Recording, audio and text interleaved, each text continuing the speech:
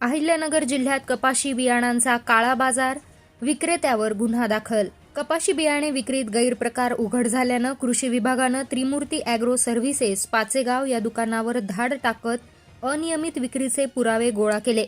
शेतकऱ्यांकडून मिळालेल्या तक्रारीच्या आधारे जिल्हा गुणवत्ता नियंत्रण निरीक्षक राहुल ढगे आणि नेवासा पंचायत समिती कृषी अधिकारी प्रताप कोपनर यांनी या ठिकाणी भेट देऊन तपासणी केली।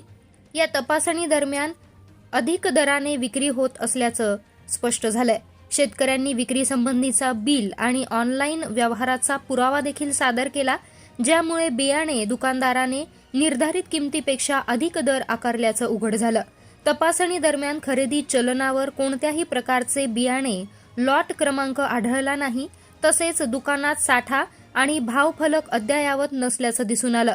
कृषी विभागाने बियाणे नियंत्रण आदेश 1983 आणि अत्यावश्यक वस्तू अधिनियम 1955च्या विविध कलमांखाली कारवाई करत एकूण 51 कपाशी बियाणे पाकिटांवर विक्रीबंद आदेश जारी केला। तसेच कपाशी बियाणांचा काळा बाजार केल्याच्या आरोपाखाली गुन्हा दाखल करण्यात आला।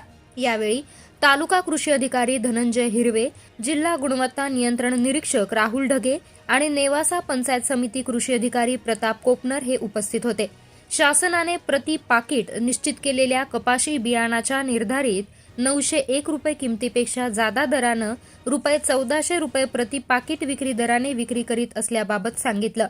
मिळालेल्या माहितीनुसार कृषी विभागाच्या अधिकाऱ्यांनी शेतकऱ्यांना बियाणे खरेदीचे पैसे ऑनलाईन पद्धतीने देण्यास सांगितले आणि दुकानदाराकडून खरेदीचे पक्के बिल घेण्यास सांगितलं।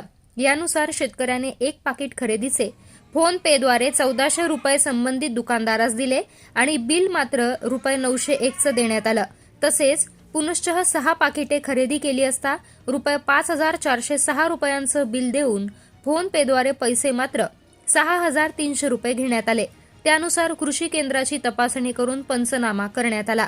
या प्रकरणी शेतकऱ्यांनी असे गैरप्रकार झाल्यास त्वरित कृषी विभागाशी संपर्क साधण्याचं आवाहन देखील जिल्हा गुणवत्ता नियंत्रण निरीक्षक राहुल ढगे यांनी यावेळी केलंय।